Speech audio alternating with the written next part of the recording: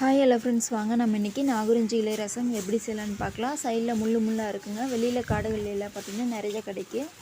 சளி இரும்பலுக்கு ரொம்ப நல்லது. எண்ணெய் 6 கரண்டி சேர்த்துட்டு ரசத்துக்கு அரைக்க வேண்டியதெல்லாம் போட்டு நல்லா ஃப்ரை பண்ணிக்கலாம். எனக்கு கொஞ்சம் காரசாரமாக வேணுங்காட்டி நான் பார்த்திங்கன்னா குருமிளகு மிளகாயெல்லாம் கொஞ்சம் ஜாஸ்தி சேர்த்துக்கிறேன். பூண்டெல்லாம் போட்டு எண்ணெயில் நல்லா ஃப்ரை பண்ணிக்கலாம்.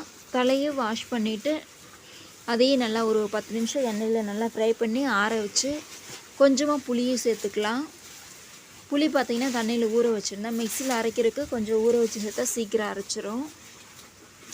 அரைச்சி தனியாக எடுத்து வச்சுட்டு ஒரு தாளிப்பு கொடுத்துக்கலாம். வாங்க, எண்ணெய் கடுகெல்லாம் போட்டு சின்ன வெங்காயம் சேர்த்துட்டா சூப்பராக இருக்கும்.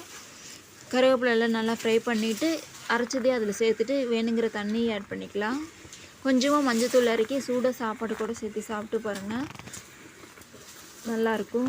இது பார்த்திங்கன்னா சளி இருமல் இருக்கிறவங்க அப்படியே காலையில் வெறும் வயிற்றில் குடித்தா ரொம்ப நல்லது.